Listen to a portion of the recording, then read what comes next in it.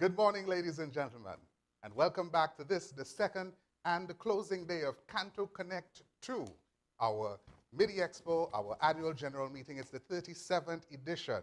Those of us who were with us yesterday, I'm sure you thoroughly enjoyed the day, and I think we have covered the 4 C's that made yesterday a success. What are those 4 C's? We had some valuable, enlightening conversation, we had some comedy, we had some cocktails, and courtesy DJ Charlotte and Aaron Fingal, we rounded off the day with a little bit of carnival as well. So we are a bit privileged here at CANTO Connect 2 that despite the restrictions that we may face and despite the physical distancing, you still got a taste of Trinidad and Tobago Carnival. Well, we also have to salute our first ever CANTO Bingo. We had a lot of fun. It was very competitive. And there were several calls for another round and another round and another round. But you know, the constraints of time, we have to stay to the clock as we go along. So what does today have in store? Today we're going to have 2 sessions, the first of which would feature 5 presenters. They would all speak on the issue of cybersecurity. So instead we will invite Vashti Maharaj, and we'll invite her to share her screen as she presents on a legislative perspective to innovation in cybersecurity. Good morning, Vashti, and welcome. Good morning. There you are. Hello. There you are. Welcome. Thank you for having me this morning. You're most welcome. The screen is yours.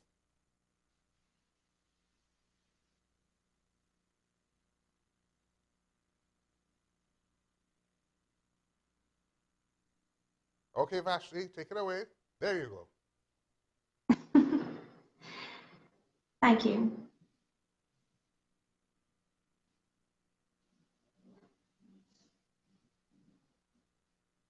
Good morning, everyone. I'd like to thank you for having me at today's session, in which I'm here to discuss innovation and security from a legislative perspective. My name is Vashti Maharaj. I'm a digital trade advisor at the Commonwealth Secretariat. So we're going to start off by looking at our cyber landscape. In a world characterized by technology-driven change, we necessarily legislate after the fact, especially scrambling to catch up. Because as we all know, legislation at its very base is intended to address a mischief. And when it comes to technology, it proceeds at such a rapid pace that by the time we actually draft laws, technology has moved ahead, or the criminals have found ways around it. Hi, Vashti. By way of response... Vashti, let me just interject a little bit. Could you go to your presentation mode? Yes. Are you seeing in presentation? Are you seeing the presentation? I'm seeing your slides, yes. Yes. Is this fine? We'll go with it. Okay. That's fine, we'll go with it. By way of response, many countries have developed elaborate frameworks of interconnected laws. And these frameworks generally deal with computer misuse, information security management, interception of communications, electronic funds crime transfer, cyber stalking, and counterterrorism. But we also need to understand that in developing a cyber landscape, you also have to look at a complete picture and bring the pieces of legislation together to adequately address cybersecurity. And this also involves intellectual property, data protection, child protection, consumer protection, and election interference. And as if we did not have enough things on our plate within our cyber environment, along came COVID. And you find that there are new actors involved in the traditional cybercrime field. So the onset of COVID-19 has precipitated a paradigm shift for just about every single person on this planet, the way we do work, education, and conduct business. While many governments have reacted profoundly and apace with legislation reforms to allow for e-services and businesses to move online, this has certainly opened up many sectors to increase vulnerabilities. The recent World Bank Economic Forum's COVID-19 risk outlook identified cyber threats as the third greatest concern due to a current and sustained shift to digital work patterns. And I'm sure that my colleagues are going to address this in great detail. Now let's look at the Caribbean. Where do we stand in all of this? The IDB has noted that for the 575 billion costs of cybercrimes in 2016 globally, the Caribbean and Latin America accounts for 90 billion of this total. The fact of the matter is that within the Caribbean, we have a very high internet penetration rate. We have a lot of persons online, and we have a lot of cyber criminals also in the space. But has our legislative framework developed to be able to meet and catch up with what is going on within our sector? Sadly, no. According to the Cybersecurity Capacity Maturity Model for Nations, the Caribbean region has a maturity level of between 1 and 2 in just about all dimensions. 1 and 2 representative of the fact that we have only basic infrastructure in place. So when you look at the Caribbean, as this map would show you, between 2010, between the year 2000 and even up to recently 2016, most countries in the Caribbean have enacted laws in relation to cybercrime, arose by any other name, under electronic crimes, cybersecurity law. But it's very interesting that we need to note that the law and legislation is only the basic foundation in adequately dealing with cybersecurity. And I'm going to show you something that's very interesting. When you look at how many countries do in fact have a national cybersecurity strategy, you would find that it narrows an even smaller circle. You'd find only 2 countries in the Caribbean, while several others are catching up in developing a strategy. So what does this really mean? And how do we go about dealing with challenges that are posed in creating an innovative, resilient, and versatile cybersecurity legal framework? You would know that one of the greatest issues we have, not just in the Caribbean, but globally, is that the protracted lawmaking process is so long that by the time you go through your policy, legislative, and parliamentary process, the laws that you have created may have been superannuated by the level of sophistication of the criminal activities you're trying to address.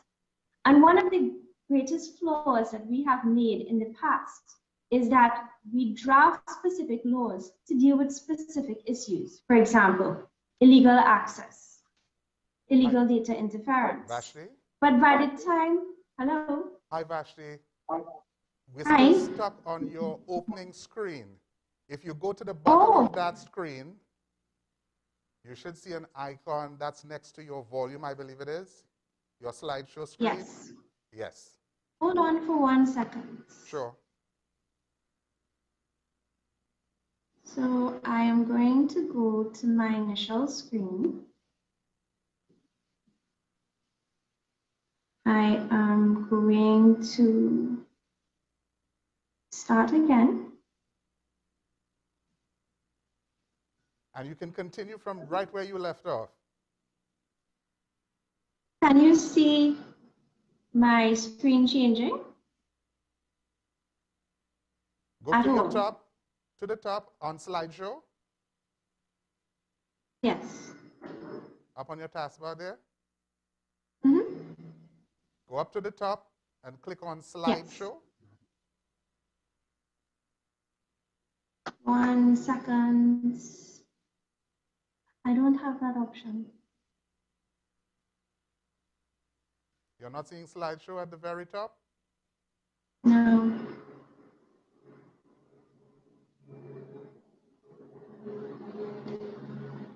Okay. Well, what I can do is complete the presentation and we can share it to participants afterwards. Sure, sure. That's it. Excellent. We can work with that. So what we have experienced is that in drafting laws, they are done in a technology specific way. And as a result of which, by the time the laws are drafted, cyber criminals have found new ways to subvert what you're attempting to address. This therefore raises the fact that there are new forms of high-tech crime that reveal legislative gaps.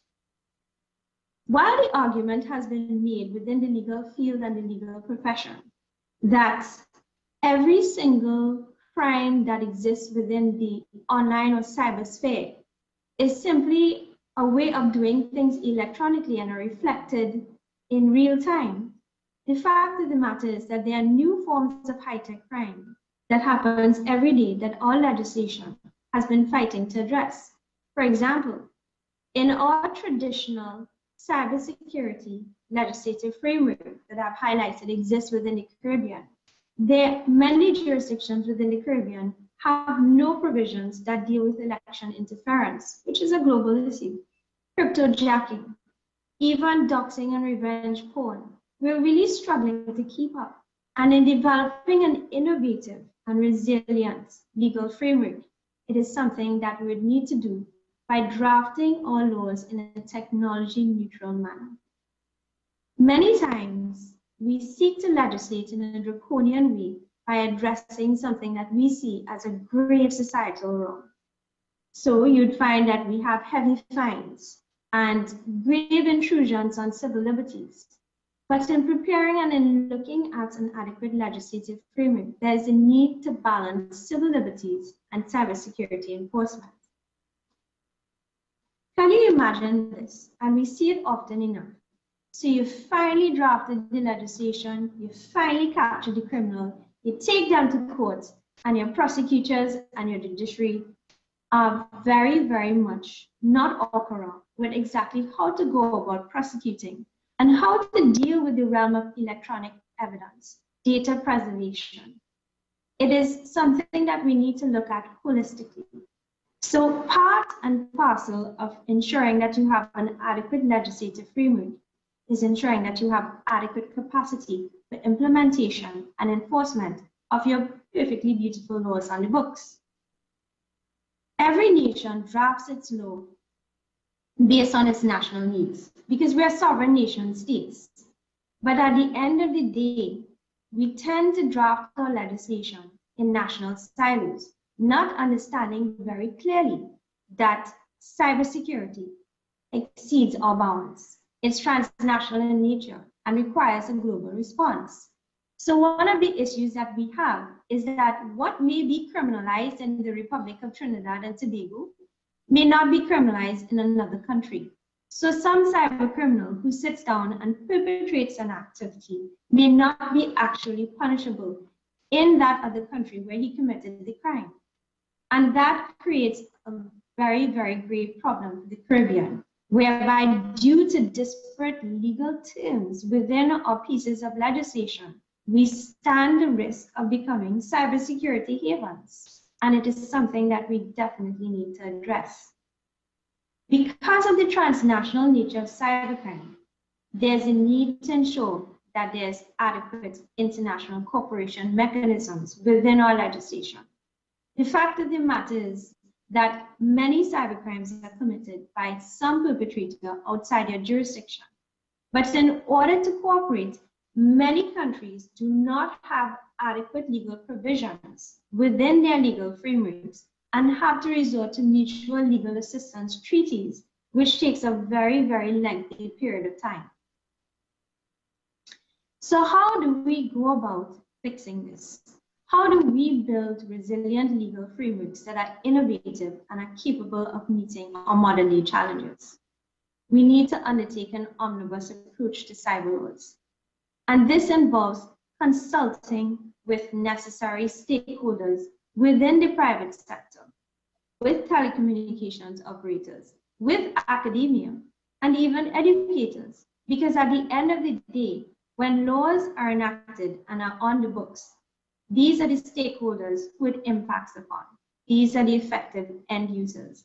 And as a result of which, every country needs to understand the importance of consultation openly with all sectorial players, undertaking light touch regulation, but more important is undertaking a mandatory review of cyber laws every few years. And that is because the nature of technology changes so quickly. You do not want to spend at least 3 years preparing laws on your books, and within the next 2 years, they're completely outdated. One of the things that we tend to do from a legislative perspective is insert a mandatory review clause every 3 to 5 years. The use of common industry standards and sectoral voluntary codes and standards, because we need to understand that law is not the be-all and end-all. There has to be a great part that is played by institutions within our region to come together and understand that there are certain laws and rules and regulations that they apply within their organization in relation to cyber hygiene.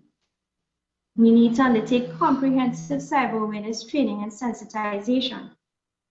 As a person who has worked in the legal drafting field and drafted and prepared many pieces of legislation in relation to cyber, I can tell you that one of our greatest challenges is that when the law has been passed, you need to ensure that everyone adequately understands the law, is able to apply the law, and understand their rights under the law. One of the things that we found really lacking, and it takes me back to my slide whenever you do see it, in relation to where we're at in the Caribbean for enacting and enabling comprehensive cybersecurity strategies, is that few Caribbean countries have established a designated cybersecurity agency or body that does continuous assessment, evaluation, education. And one of the things that's important is to ensure that this body is a creature of statute, so that things, administrations may change, but this body has a legislative mandate. Very much like ENISA, or the Cybersecurity Agency in Singapore, they carry the brunt of the work that needs to be done in terms of the legislative implementation. And very importantly, is the Common International Framework for Cybersecurity and Cooperation, which takes me to my next area, regional and international collaboration. If criminal actors can collaborate in order to execute highly sophisticated cyber attacks, then why can't state actors follow suit in building its defenses and in building its basic defenses of legislation? This is not reinventing the wheel. As a Caribbean region, there are many areas that we can look at, or many instances where there are existing documents that can guide our legislative foundation. There's a Commonwealth Cyber Declaration. CARICOM Impact is currently working on capacity development of CARIFORUM member states in relation to cybersecurity and cybercrime. At present, the United Nations, through the open-ended working group on developments in the field of ICTs in the context of international security, is looking at norms of responsible behavior in cyberspace. The Council of Europe has the Budapest Convention on Cybercrime. And there's the even recent Paris Call for Trust and Security in Cyberspace. These are things that we would need to take into consideration in drafting our legislative frameworks. Finally, what I'd like you to take away from this conversation, because it's clearly you're not seeing my presentation, is that legislation is not an end in itself, but it's part of an integrated holistic strategy.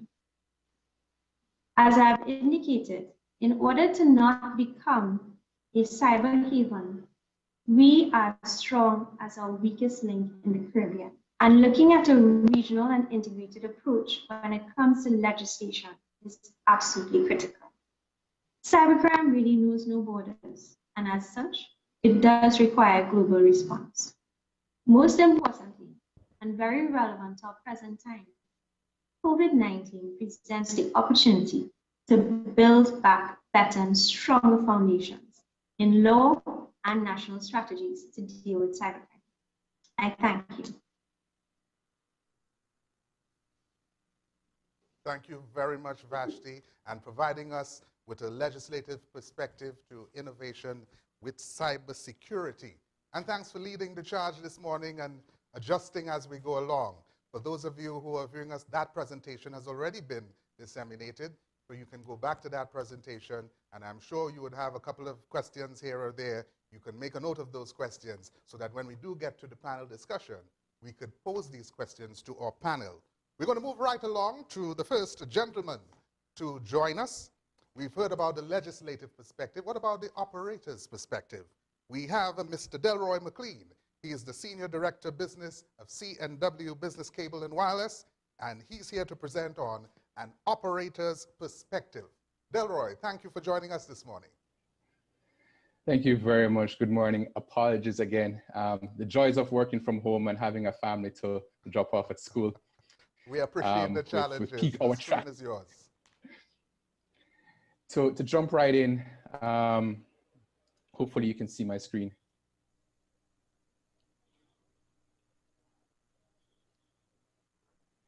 Is everyone seeing my screen?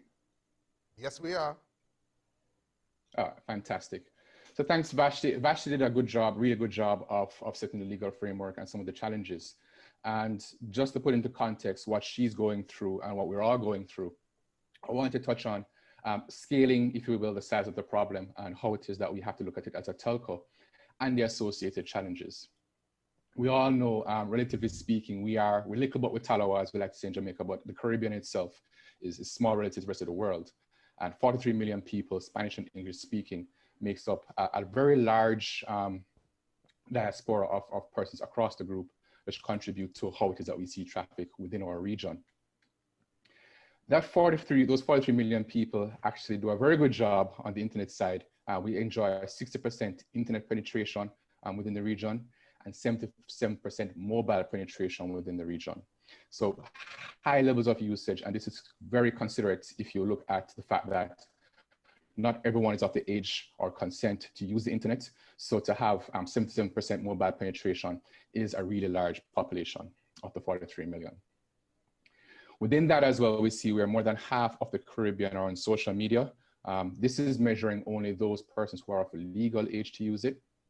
And so it may be a little bit more. We know that some persons do jump onto the Facebook, et cetera, without consent, but 51% of persons within the region of that 43 million, so almost 20 million, 22 million, 21 million persons are on social media.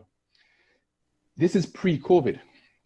Now, what I want to put into context is with 20 plus million persons pre-COVID, we actually saw a significant spike, significant change, and it's actually maintained that post-COVID.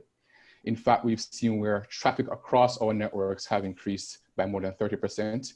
In some countries, we've seen it as high as 40% sustained. This traffic would have come on around late December 2019, but really jumped around February and March when the lockdown started. And many markets where we saw significant lockdowns, those are where we saw a relative increase in traffic as well, as persons jumped online, as persons tried to get more information, etc. I'm sure we all felt it, that rush to be first in line of the queue, if you will, to see what the news is, see what the latest with the virus, to get in touch with loved ones. We saw a lot of VoIP traffic, voice over IP traffic going through.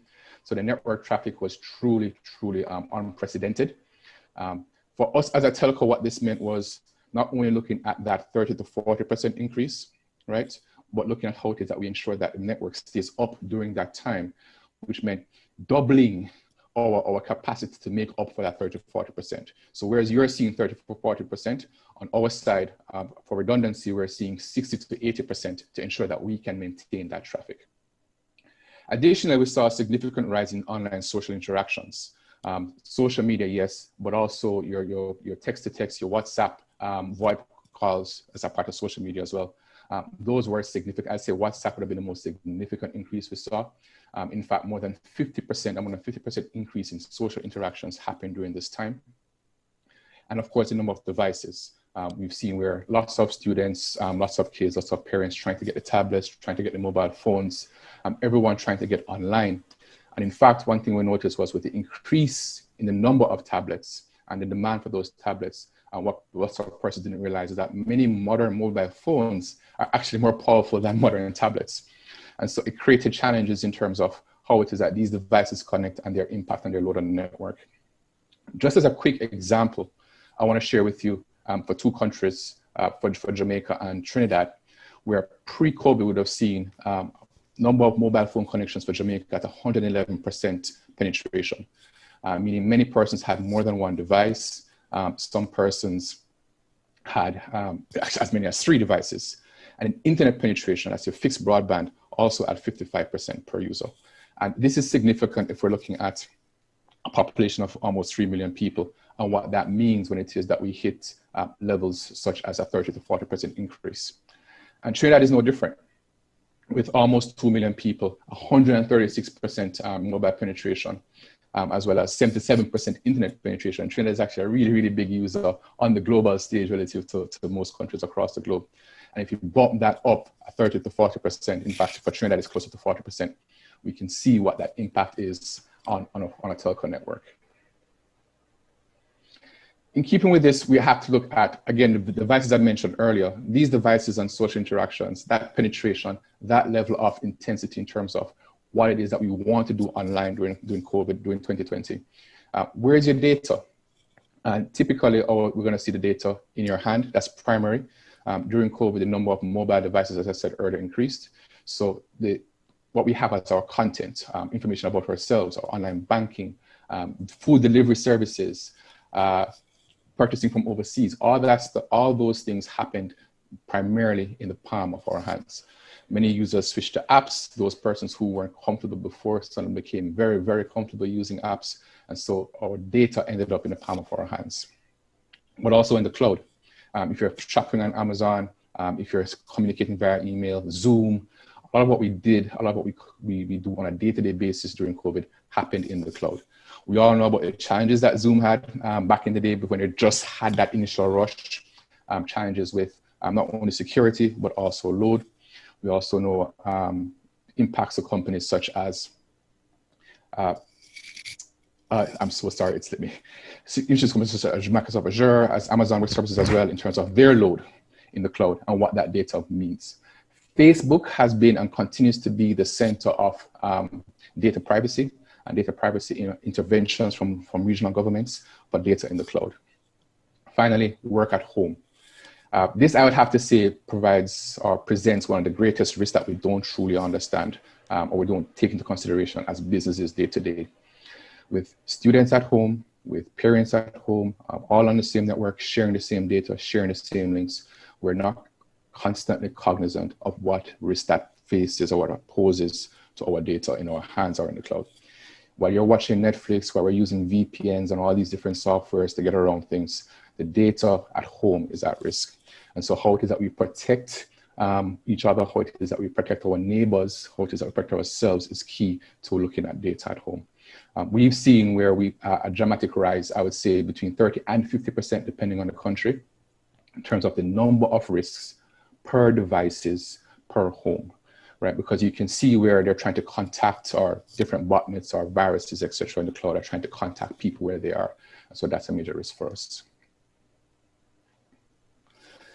The top risks that we see coming into the home, into the palm of your hand, into the cloud. Number one, phishing and social engineering. The scams are large and plentiful. There are now YouTube sites that are up where persons are making money just telling stories about the scams that they've had to go through during COVID, right? It is a significant increase. You'll see a slide coming up on just how much more focus, just how much more intent, just how much more sophisticated these attacks are on social engineering. A majority of them do tend to attack small and medium businesses. Primarily in our markets, we're seeing where legal firms, financial firms on the smaller scale, and even some of the larger banks and government agencies are typical targets. Within government, we're seeing where it's hospitality, we've seen where it's education, we've seen where it's security. So no one is exempt from the attack of scamming. And because everyone is at home, everyone wants to reach out, humans desire social interaction. This becomes a nice friction point for hackers to leverage. Coming out of the scams, coming out of the phishing and social engineering is the natural next thing, ransomware, right? Once they've gotten in, it's about how they've gotten your data and what money they can get for it. And so that still remains common. And then finally, third-party vulnerabilities. We've seen where third-party supply chain attacks are coming in, where it is that a vendor of a vendor of a vendor who may not be as secure is now used as the gateway in. We've seen where way advanced security and monitoring firms themselves have been hacked in similar ways. We've seen where banks and financial institutions have been hacked in similar ways. And so third-party vulnerabilities now become the norm. And it's easier. With the supply chain working at home and those vulnerabilities existing at home, the ways into the organization are more numerous. So it's easy to leverage that one, as well as phishing and ransomware together to have an impact on the organization. And to visualize it, you can see, hopefully you can see right here, in Q1 and Q2 2020, you'd have seen where the actual number of attacks from a web page haven't increased. In other words, the attacks that were in the environment were already there, already in use, right? But by Q3, Q4, in terms of the impact of those activities, you can see the difference down here. So the number of vulnerabilities didn't change. It's just the number of people who were impacted that has changed. So the hackers were always there. They just were able to cash in at that point in time. And we can see where the initial dip for the COVID impact was there. But right after that, everything normalized for the hacker, unfortunately for us. And we can see where the number of unique email subjects, the number of scams out there increased, and their payoff and their paydays increased, unfortunately. Ransomware naturally rose as a result. They made a significant increase in 2020, almost doubling, well, actually more than doubling previous growth rate, but almost doubling previous risk and impact in 2019, in 2020. And then finally, total malware. Total malware, as I said, hasn't increased that much year on year. But again, it's just the number of persons who are at home, number of persons like you and me here today who are utilizing these devices that are now impacted on a more frequent basis simply because the security wasn't there.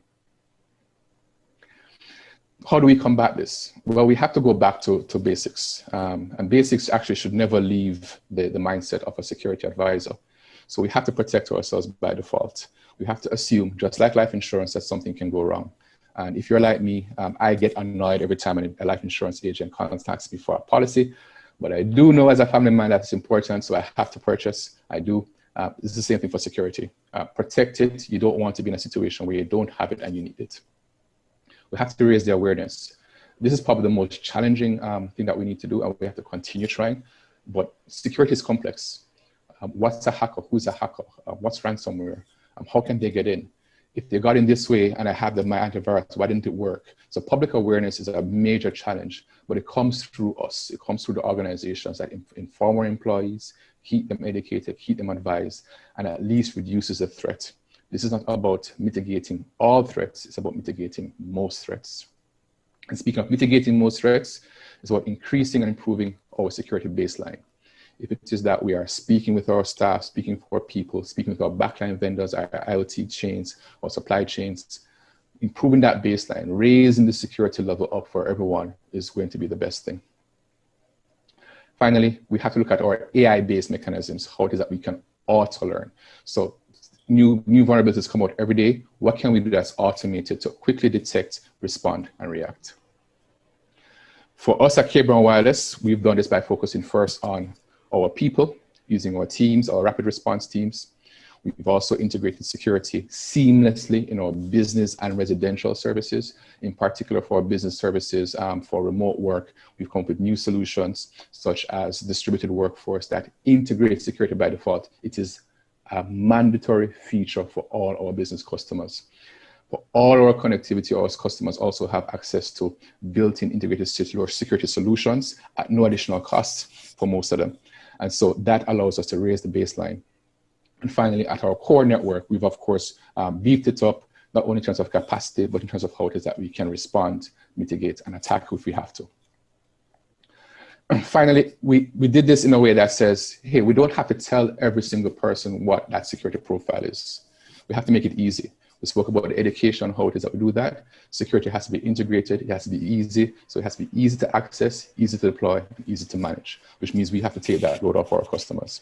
You're talking about, again, 20 million plus people, right, with a 77% penetration rate in many cases. That's a lot of people that you need to inform and protect. And so the best way is to keep it easy. That's it. Hopefully I didn't go too fast. I do know that I tend to clip along at a good pace. Hope it was informative. But just to wrap up again, let you know that we are here. We have our eyes on it. The security vulnerabilities never ever decrease, but we do put our utmost into it. Thank you. Thank you very much, Delroy. And fear not, I know sometimes as Caribbean people, we tend to be speeding a lot, but you were well within your speed limit. Don't worry, we understood every word. So we're going to hold on to you for a bit more. As I said, we have 5 presenters in this segment. We're moving on to our third presenter this morning, of Fireminds, and he is ready to present on cybersecurity considerations for WHF. Mr. Michael Branco is our third presenter this morning. Michael? Thank you very much. Greetings from Bermuda, and thank you to CANTO for organizing this great AGM and allowing me to speak for a second time at the AGM. Today, I'm going to, on the back of what Delroy said, it was a perfect tee-up. I'm going to talk about some of the frameworks that we've put in place as the Enterprise Solutions Group for our parent company, ATN, who owns 6 telcos. And so day in, day out, we are there to support our telcos, our partners, and our customers in keeping them safe. And during this pivot to work from home in 2020, it presented, as Delroy had said in his presentation, a number of new challenges that as a IT services division, we had to take care of and protect the IT assets within all of the organizations that we work in. And so it really changed the IT landscape for us because what we call the attack surface increased in size. And what that means is, typically we will have in a traditional cybersecurity setup a perimeter around the office and the data center infrastructure. And because most people went to work from home because of the pandemic, all of a sudden we were protecting multiple perimeters. And that meant that many of the tools that we already had in place, we had to extend those out to those work from home locations. And also we had to add other tools to the framework. And specifically around the home users, they were having increased performance impacts. I know that my daughters, when they got onto Netflix, it caused a problem with video conferencing, and also increased risk impacts because you're now sharing that home network with corporate assets with non-corporate users. And so again, we saw those risks and had to adapt.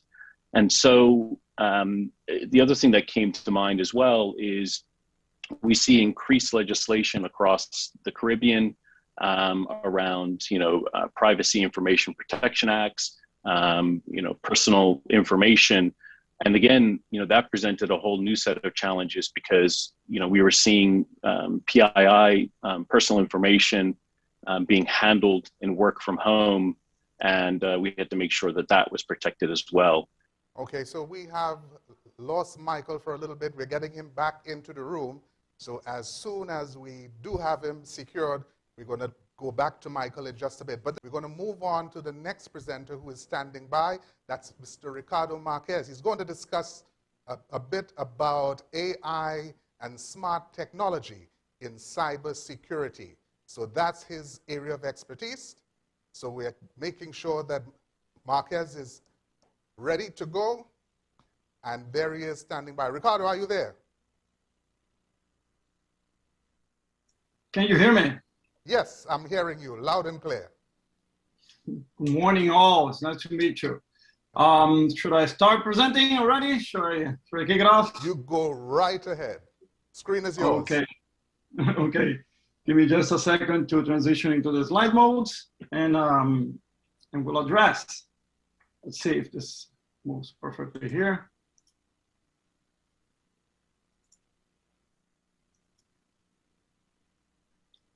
Just one moment, please.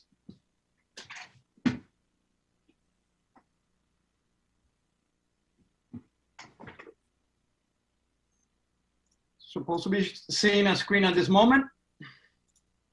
Let me know. Ricardo, we're not seeing your screen just yet.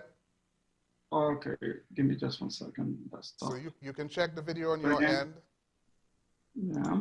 For those, Should those be appearing of us at just any moment. joining us, we're standing by for Ricardo Marques from Advanced Threat Solutions from Cisco. It is showing already? Right. So we have your screen here. Yes, there you go. Okay. Are you looking at it in the proper presenter mode? Yes. You're good to go. Okay.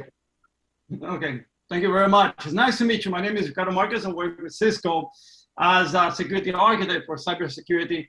And I deal with what we call advanced threat solutions. I focus on all of these nice things that we need to deal daily from attackers in the internet. So thank you very much to the event staff for the space. It's such a pleasure to be here.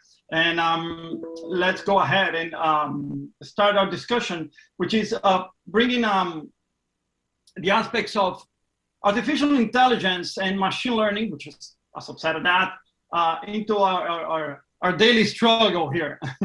So a little bit more about myself.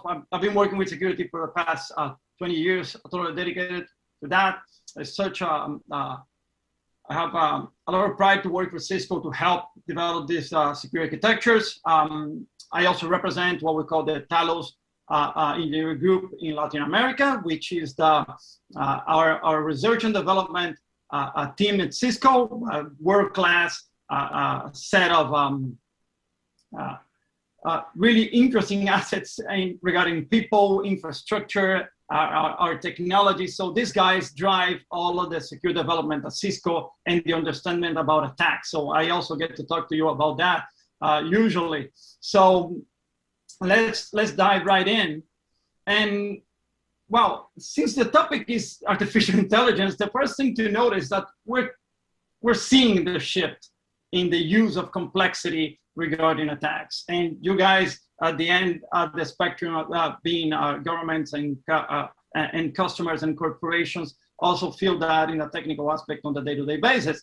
And this has not transformed one base rule, which is attackers keep driving the advantage because they see the defenders, how we struggle with the amount of data, how do we struggle regarding defending known networks, the address and space, right? The IP networks, the domains are so exposed, the nature of the initiative regarding each company. So that is a big point towards their initiative, which is making sure that we keep chasing them. And for that, transforming attacks and getting novel ways in which they can exploit networks is a must. And they just became professionals doing that, more organized, streamlined, quality assurance processes. All of that has been incorporated into malpractices. So it's not about just phishing that file that was a virus into the concept, right? It's not just about one bad email. It's a combination of these situations. The file will keep transforming into malware behavior. It will use diverse techniques to go low and not detect it. It will be using conjunction with administration type of tools that should be allowed in typical environments. So defenders need to consider that. So this nature of how difficult it is to protect this, let's call it moving targets, right? Against this situation creates a lot of avenues that run against time and the amount of people that we have to do it, which is we don't have enough skill set available in the market. the attacker will keep changing the nature of the attack. So you need to be inclined to keep understanding the situation. The monetary factor, right? The financials of attack have never been bigger, with all this subject about ransomware and all of these discussions. So when we keep driving this forward, and just regarding ransomware as a comment, and I got some end on 2019 statistics. Why did I put that? Because I want you to see that the number was already huge. And it will keep growing. 2020, 2021, 2022. Why? Because the money is there, right? And all of these techniques, all of these aspects of campaign of attack, they all search the same thing, which is the financial aspect of it. But the interesting point is they've been transforming themselves for the past, I don't know, 5 years. You still see campaigns that were 3 to 5 years ago. How come is that? Since we have different sorts of detection methods, people talk about artificial intelligence and machine learning to our cybersecurity. How this keeps happening? It keeps happening because they introduce and they also adopt these trends in technology to attack. So they don't like us to analyze their stuff. So incorporating the concepts of something is going to be, let's see, obfuscated into the terms of you're not able to see well, right? You cannot understand the code. Even the machine does analyze and it says, this doesn't seem something like I know. And by the way, this is done to create something called bypass, which is, hey, you're not being detected. So you're hiding the code not to be detected. And since that is a priority for the attacker, on our end, we need to find ways to be easier to understand these transformations. One of these aspects is using machine learning, using artificial and cognitive type of algorithms to apply to these detections. And this relies on a lot of data. You need global scale data for this to be effective because you need to show the difference. And you need to train to understand how these points of execution and these different aspects of the execution of given malware will translate to identification of families and considerations. So machine learning and artificial intelligence algorithm is something not new. You guys already have perceived that because it's been in academia for years and you have seen all of the Stanley Kubrick movies, right?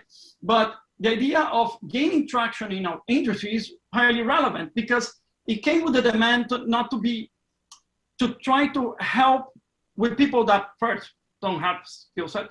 You don't have the time for that. We have an overburden of events. Companies are collecting log data and event data like crazy. They implement log managers and security incident event managers, but even that does not scale up to the amount of job and the time that it will require to actually investigate these things. So you need to keep driving some automation. The idea of machine learning is to help automate something that is in transformation, that is made not to be seen. That's the fact.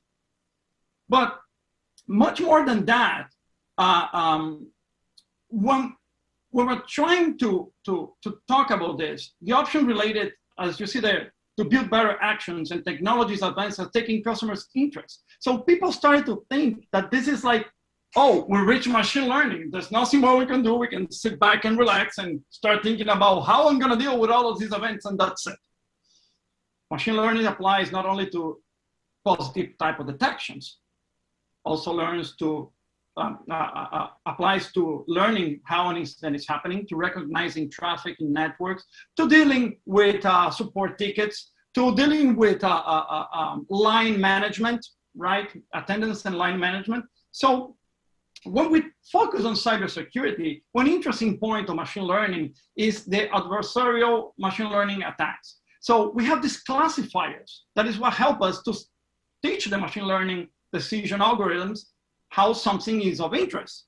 We feed them with a bunch of information and they start to understand better and to correlate natively the idea of this looks like a malware. This looks like part of this malware family. This has a bunch of feature sets that are characteristic of this given type or trend of attack. So those patterns become a really interesting point of, we can layer them to start creating these decision points, right? But there's also a lot of noise. There's also adversarial attacks, the idea of feeding a different, a contrasting set of data to unbalance this classifier's performance. And there's another big point of it. It's not just about, hey, let's apply machine learning to everything and we're cool about it, but the validation. We need to detonate the malware. We need to have a data set that is interesting and is important to help understand that malware is malware. And it needs to execute, actually. You cannot say just, oh, it's malware, I'm gonna execute it and it's doing nothing. So what I'm gonna do with that? How are the systems going to relate to this type of things? So the interesting point here that this relates to environment, geolocation, interest, strategy, conditions so this performance can be obtained from the malware execution point of view to understand the nature of it. There's a lot of techniques that companies look for in technologies like sandboxing, or what is called also dynamic and static analysis, right? This type of solution have incorporated a lot of the automation that people need to understand about files, but it's also created the perception that, again, we are all set with automation. We go back to 25 years on AVs, and we keep looking at this. So poisoning these conditions of making the proper decision is something that needs to be understood. So, and the malicious guys are gonna do that. And they're gonna do that putting more information into the malware. So they take away the visibility that is something malicious. And they do that, they're saying, hey, let's make it look normal. Let's introduce different techniques and conditions that don't trigger those behaviors as well. The idea of getting that done, it's important for us because everything that we relate about cybersecurity in the aspect of the mindset of machine learning is towards detection. So we need to consider that. Those techniques of evasion are gonna be each day and given each type of defense response that we're given, gonna be reviewed by the attackers. So an example of that is the living on the land. It's important to notice how to use common tools that are made for administration to incorporate malware feature and viability. So that's interesting. Also, innovations regarding how to detect malware with what we call signal tokens and different types of classifiers, right, that would try to level to adjust the sensitivity to, hey, is this really good? It's interesting. It looks good, but now it's doing a bunch of things. So adjusting that is a matter of balance. So these technologies are long from perfect, and you cannot dial them to 100% full ML type of the machine learning type of detection. So the idea to just incorporate the machine learning that will solve everything as a silver bullet is not there yet. And these type of decisions are made with human supervision, right? You're there, you're looking at it, you're trailing and adjusting based on the set, on the geography, on the type of attack, on what the intent is. So there's a lot of tweaking that are also done there to do that. At Cisco, for example, at Cisco, we need to employ several types of techniques to help defend on the endpoints. We have what we call file scanning with antivirus, okay? But it's not about just antivirus. We use a bunch of techniques, including machine learning in the cloud. Why in the cloud? Because it needs to have a broad data set, and we use it in real time, which is interesting. We also have fuzzy logic, and we can customize on that. Why it's important to talk about fuzzy logic since it's not machine learning? Okay, but we can feed back on it based on the machine learning engines as well. So we need to deal with memory type of attacks that also get in and can be generated from the attacker's point of view using machine learning type of algorithms because they're using it already. So deal with memory protection with unprecedented or unknown type of exploitation code type of attacks, right? And when I say that is given a typical exploitation code that is unknown, that was prepared to bypass, that was obfuscated enough, we need to use also machine learning techniques to try to train and understand that. So it's not about just the machine learning. You need to use anti-exploitation, antivirus, access controls, behavior type of rules. You need to monitor the system. You need to correlate all of these events to detect if something else is happening, which we do in our behavior engine that is also machine learning on the local system instead of the cloud. Because you need to watch about the local type of incidents. So all of that creates an offering that we have that deals with also machine learning techniques. So, and we use that, as I was telling, to complement, to understand, to see how a behavior starts happening on the given file system and how to match it and how to see globally how is that done. So we implement that, and we not only implement that into the endpoint, we brought that to email as well. Cisco is one of the companies that's been developed machine learning algorithms for cybersecurity as a pioneer into that aspect. So we have a lot of data scientists at Talos doing this type of work and feedbacking in other engines, as I'm showing here with our file fuzzing type of engine. So all of that is important because, again, the attacker will try to randomize its code. And not only in a single point, but in different techniques, in different aspects, it will apply different types of randomization and techniques to bypass all of this detection, as I was mentioning in the exploitation of memory and others, and other type of activities.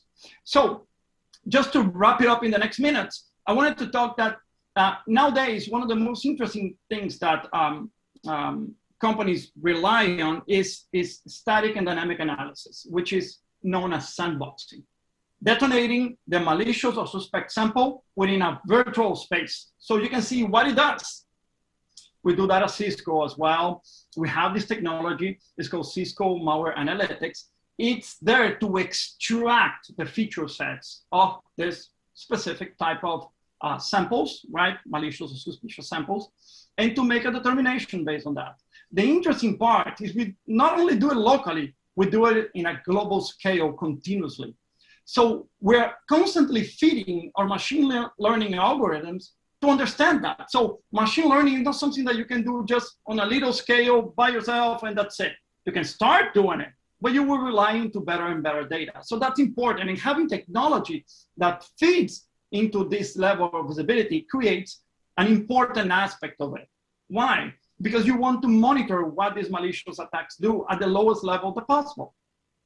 And this helps doing it given visibility in your environment and with trends, and you're able to feedback into the whole process. We focus a lot in innovation into this aspect to understand, right, what are the behaviors, to understand user emulation, to provide classification. So all of this is a set of characteristics that are needed in machine learning type of environments to get this perception of what's bad, what's good, how to automate things, what is expected, what is not expected. So this is highly relevant. And we need to go to the point where you need to scale globally to say, hey, if something executes, you need to see it through the prism of Americas or from Europe or Asia, because there is going to behave differently. So different tendencies and different type of techniques and markets demand different type of visibility, but you need to keep it together. So this is why cloud is a very,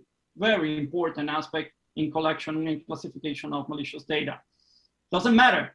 If you're talking about network analytics, let's say, I'm not expecting communication from this IP, what is happening with this trend, this volume, this is also applied to the intelligence regarding machine learning, right? All network anomaly detection systems started to do that with relational databases to coerce this information now It all applies to machine learning. So really interesting, that type of development. And we expect a lot of convergence in these technologies. It's not just one point that you apply machine learning. As example, in Cisco, we do that across a whole architecture. So we do that in email, global visibility and detection. We do that at the malware analytics that I was just sharing. We do that given our SASE type of solutions, or as you say it, secure DNS, right? Secure internet gateway type of offerings. So all of this is capable to getting a point of view of a given vector of attack. This is what we call the vectors of communications as attacks. So you have different points of monitoring with different aspects to collect data towards machine learning and intelligence as one of the techniques related to detection and protection. Companies are very sensitive about that nowadays. And the proper aspect, as I see of this to growing and keep being a good set of tools to have and techniques, is when you use it towards a bigger aspect of network monitoring, not just one single point, and you get your organization under better visibility and applying correct and useful, actionable threat intelligence like the ones we generate from Talos. So, and I want to wrap up in the next 30 seconds with looking ahead, or how humans will be needed when machine learning is more prevalent. It's going to keep growing. History has proven cybersecurity is not about silver bullets. I've been saying it during the presentation. It's my experience for over 20 years. So it's not about the silver bullet. It's not about, oh, machine learning is going to solve it. It's going to help. It's going to drive automation. But you will see the best value will be towards security operation teams and development, network operation teams of development converging together into best practices of incident response, right?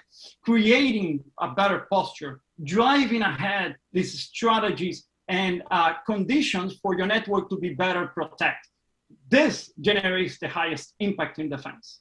This generates the highest impact and use of machine learning type of technologies within your organization. So the human factor will not go away. The expertise keeps being needed because the attacker keeps transforming the content, the malicious content. So we're still there to make the decisions and to provide a better weight, right? A better perception of balance regarding all of that, okay? Thank you very much for your time. Keep being safe and see you in the QA. Thank you so much, Ricardo. Thank you for that presentation, Artificial Intelligence and Smart Technology and Cybersecurity Policies. So for those of us just joining us, we are here at day 2 at CANTO Connect 2. Yep, it's the 37th Annual General Meeting and Mini Expo. We are currently engaged in a discussion on cybersecurity. We have had 5 presenters for this session. So far, we have completed 3 of them. We had some technical difficulties before with Michael Branco. Michael, we're standing by. Let's see if we, oh my, we have lost Michael again. Michael, you're here? Nope, I'm here. Oh, we have not lost you. Here you are. Yes. So there we go. And thank you. I had some excitement. One lesson to learn: do not plug in a camera light into your laptop that you've never tested before. Lesson learned. Yeah, exactly. So where I left off, I was talking about small and medium businesses being the ones that experience the most breaches, and particularly in the Caribbean, we know that is the majority of business sizes. So, I would argue that we have a more of a vulnerability in our region, given the size of our companies. And so, as we've worked with our clients, we've put together a framework which they can use for work from home to better protect them against cybersecurity risks. And it was interesting to hear Ricardo's presentation and talking about the agility by which the attackers have, and obviously the agility that we as the IT providers need to have to protect against those attacks. And so, in that framework, we get users and customers to work from the cloud where we can protect them. We make sure that they're using things beyond just username and password, because again, they're in work from home, and that presents more risk to those passwords being captured with things like malware. For certain users, we've actually extended the network into the home so that they can better manage and we can better protect them. And equally, for all the devices that we've sent home, we've made sure that they are encrypted so that that data stays safe on those devices. Equally, and I'll dive into it in a few more slides, is the monitoring.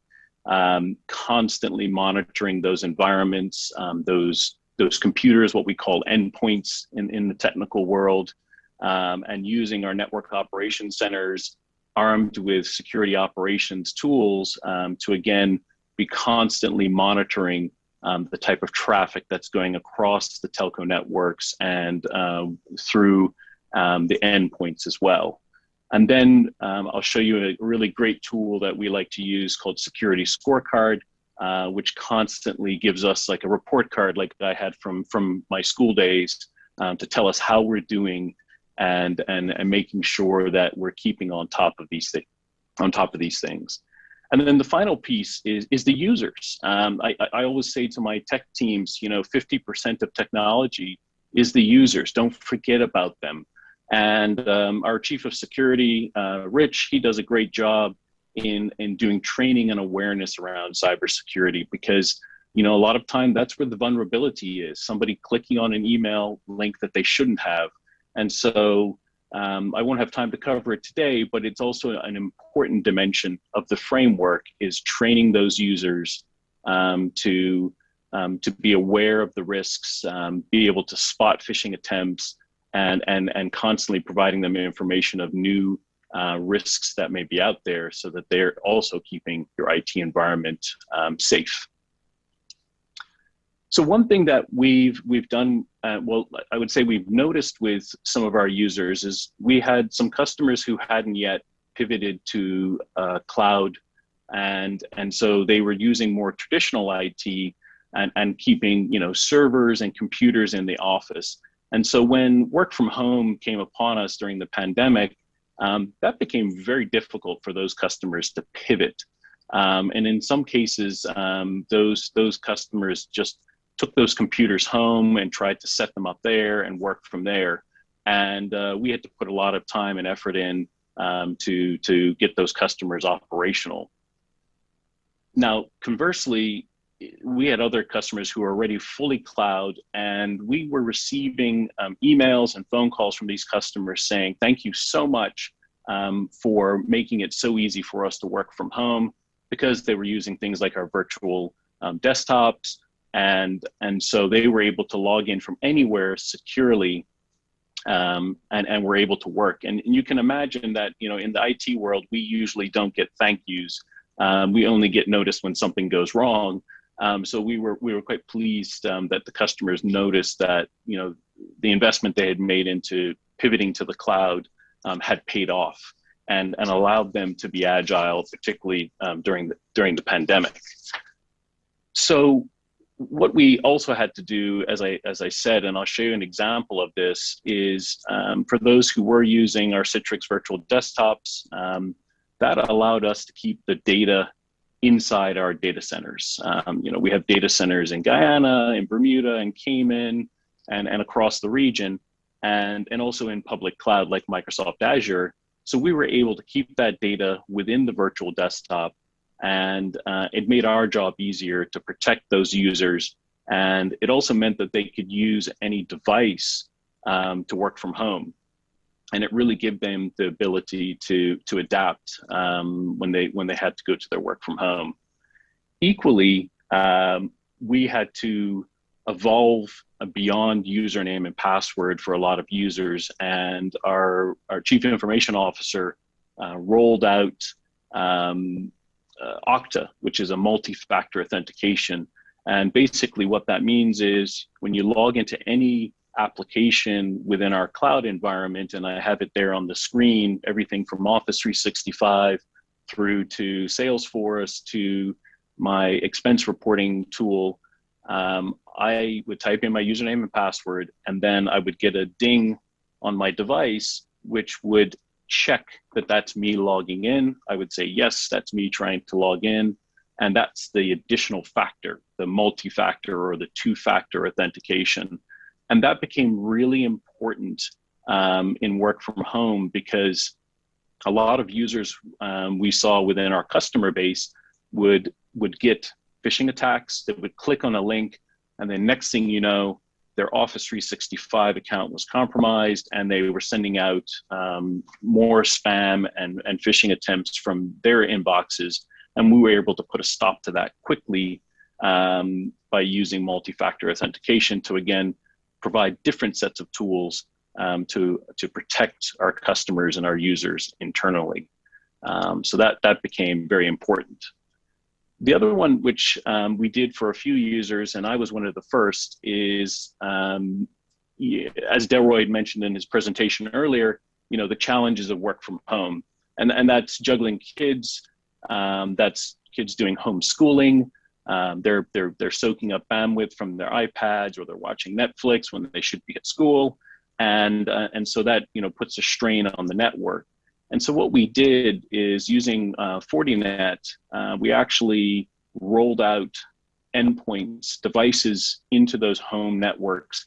And we were able to then segment the home office from the rest of the house.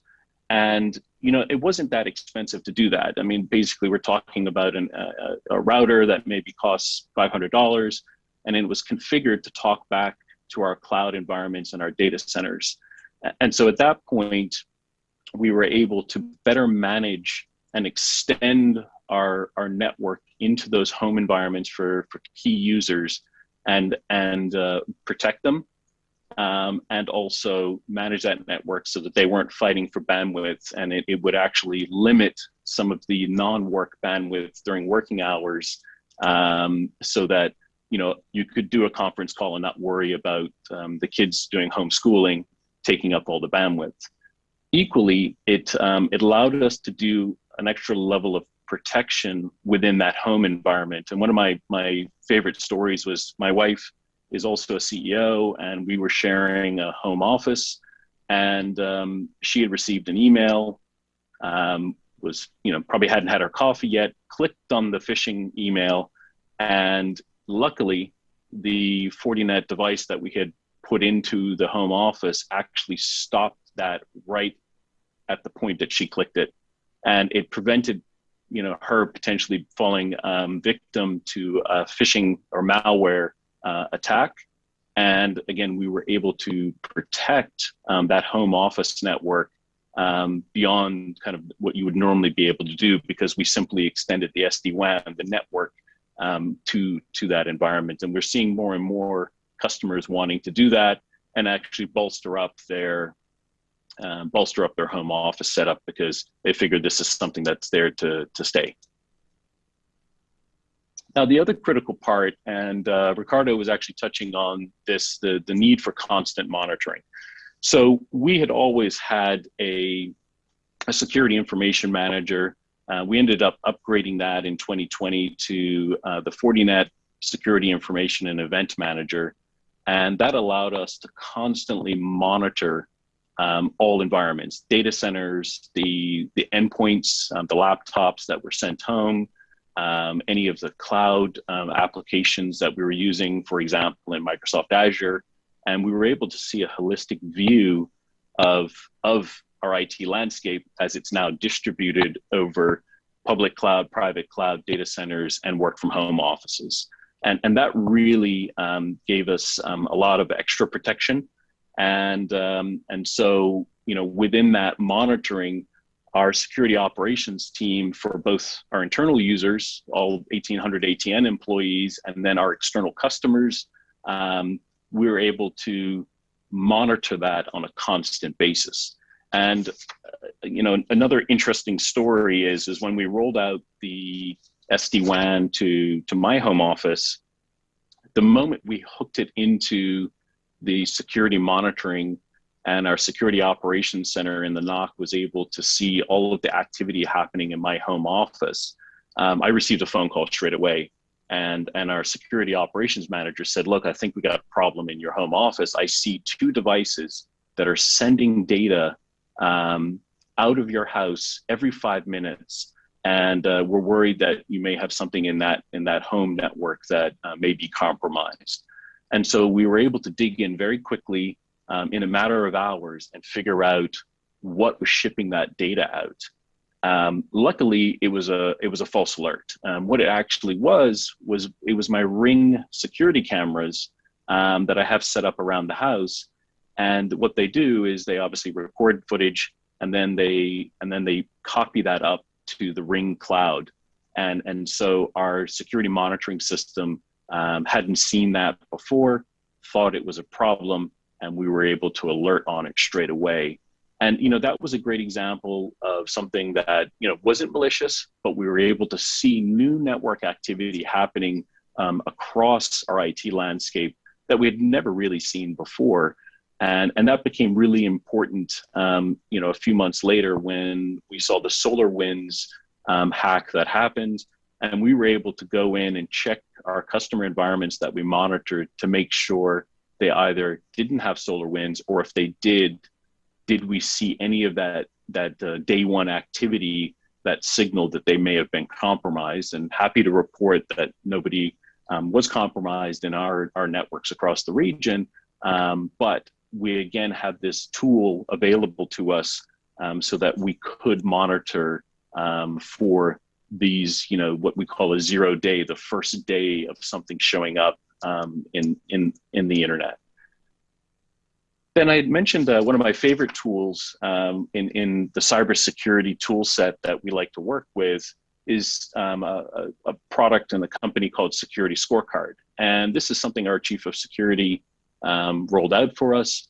And it allows me on a daily basis to actually check the health of our security posture, what I had mentioned earlier, our attack surface, to see where we may have vulnerabilities, where we need to focus and make sure, if we see a deficiency that we go in and fix that straight away.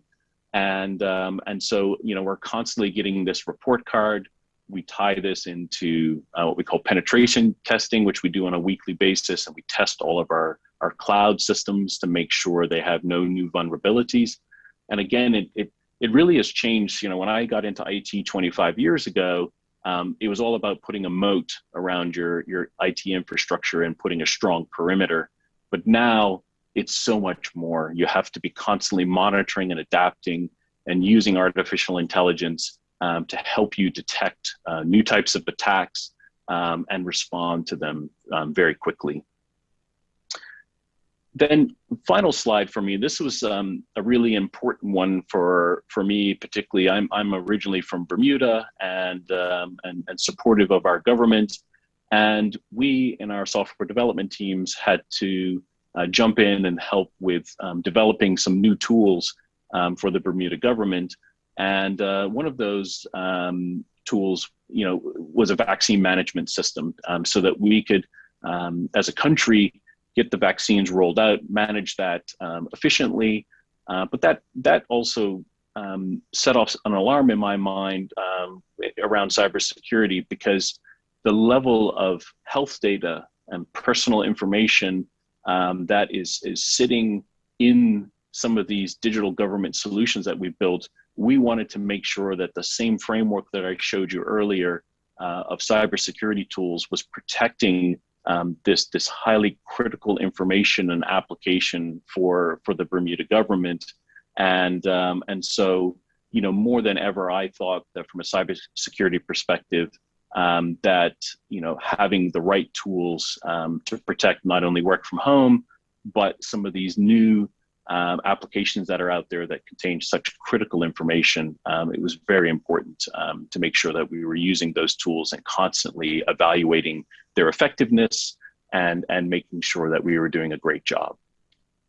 So thank you very much. I'll hand it back to the Master of Ceremonies. Thank you very much, Michael. Thank you, thank you, thank you. We've made it through to your presentation. Thank you for providing us with such valuable information.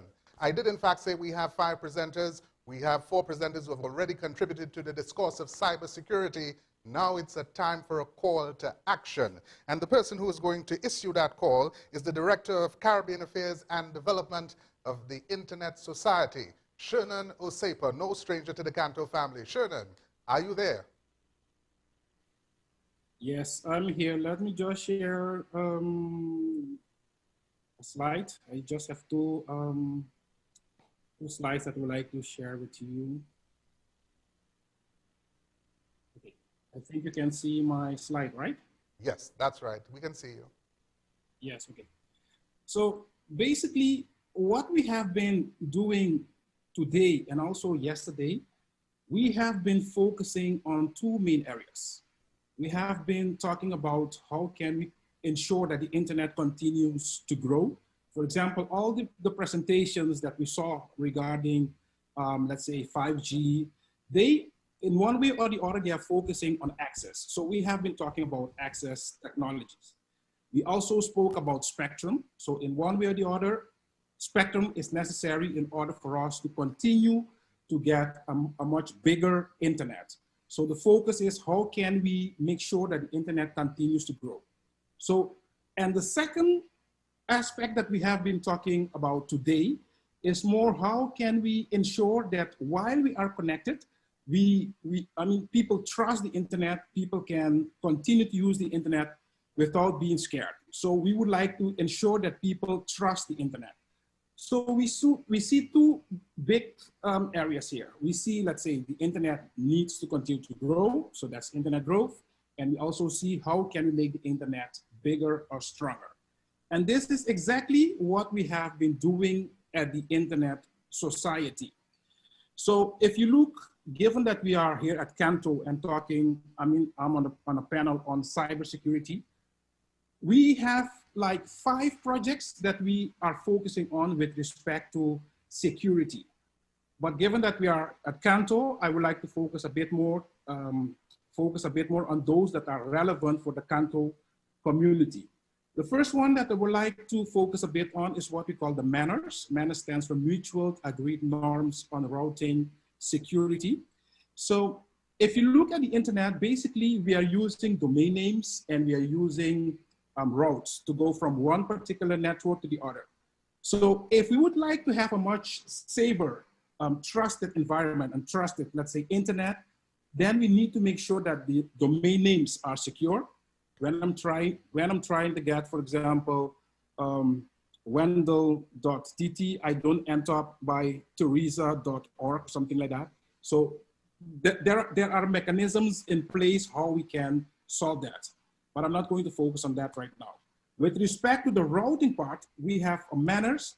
Manners is seeking to get all these operators, for example, the operators here at CANTO, internet service providers, IXPs, CDNs. We talk also about cloud providers. In one way or the other, if they can join this program, and then they can agree, okay, we would like to be safe. We would like to be part of the, how do you call it? We would like to ensure that when we use the internet, people can trust basically what we're doing. So that's in a very high level nutshell, explain what Manners is about. And if you would like to join Manners, the website is here, manners.org. You can just click on join. And if you're a network operator, ISP, IXPs, CDNs, and so on, you can join it. And it also gives you like a marketing tool or edge over other operators, because if people know that you are one of the Manners member, they would trust you more, that your service should be the way it's supposed to be. The other aspect that we would like to focus on is what we call encryption. If you look at what all the other presenters, Ricardo and the others spoke about, in one way or the other, we need to ensure that we encrypt the data that we're using. If people steal, for example, your mobile phone or your computer, whatever, but if your data is encrypted, that's no big deal. because I can still get access to my old data. The problem becomes when you don't have your data encrypted. People steal your phone, for example, or your computer or tablet, whatever. You have all those valuable data on your machine, and that's not encrypted. So then you have a big problem. If we look globally, there are certain, let's say, policymakers or governments, they oppose encryption for certain reasons, but at the internet society, we believe if we would like to have a much stronger internet, then we need to focus on encrypted infrastructures. So encryption, what it does, it protects, let's say, our data, and it protects also one another. It sounds a bit like COVID, you know, we protect each one another. And it's not only about encrypted data, we need to use end-to-end encryption. That's one of the ways then we can ensure that the data is secure. And also here, I would like to make a call to action. You can join, for example, we have a global encryption coalition. If you are a policymaker or people from civil society as well, governments, if you believe encryption is very important for the global internet that we're using nowadays, you can join that coalition as well and to give your contribution. With respect to the first one that I did mention, Manners, for example, we are also working with what we call ambassadors. We call them Manners ambassadors.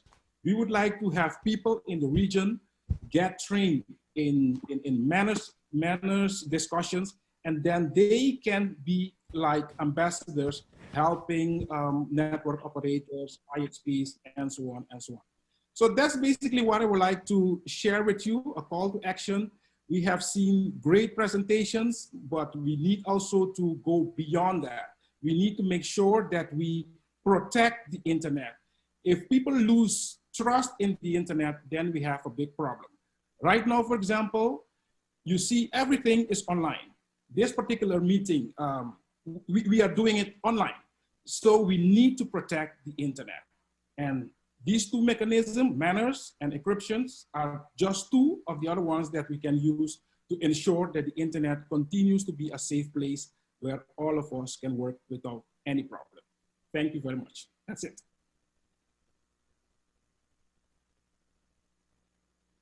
Thank you very much, Sherman.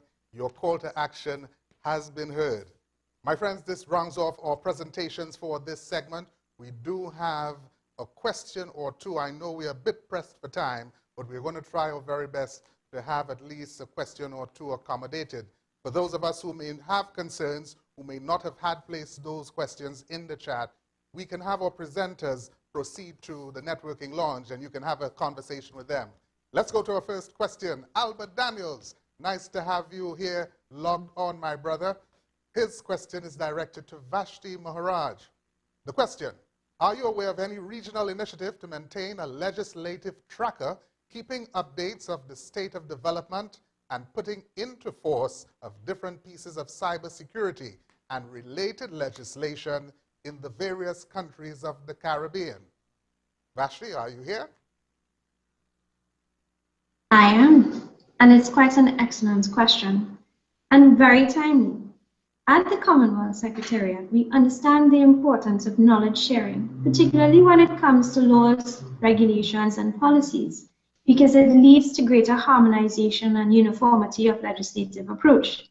As a result of which, we have in fact developed a repository of digital laws, policies, and regulations, which we are about to launch very shortly. And I'll be sure to share this information with CANTO for its circulation to its members and participants.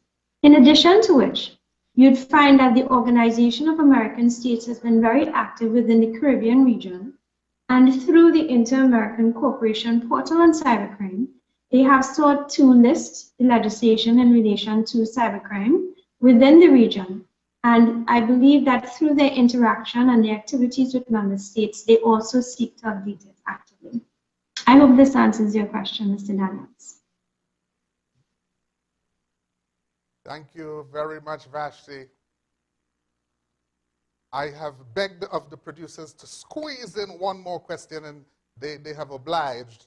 The question from an anonymous user, and it's directed to Michael. Michael, how can the solution be incorporated with mobile networks or service providers? So that's the question. Michael, question at your door.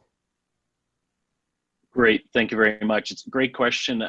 In terms of, certain telco and mobile providers have the ability already to provide security solutions in-house. What we do as an IT organization is we will partner with telcos who don't have that capability, and we can provide them those tools. And then they can, at the core of their network, do the monitoring for security events, and then we, or in conjunction with our customers, can alert them to that. So hopefully that answers the question, but happy to answer it more in depth in the lounge. Thank you very much, Michael. So my friends, I'd like to thank all our presenters this morning for a thoroughly engaging session. Thank you, thank you, thank you. Once again, I remind those of us with additional questions, follow-up questions, you can go to the networking lounge and you can have that conversation with the presenters directly.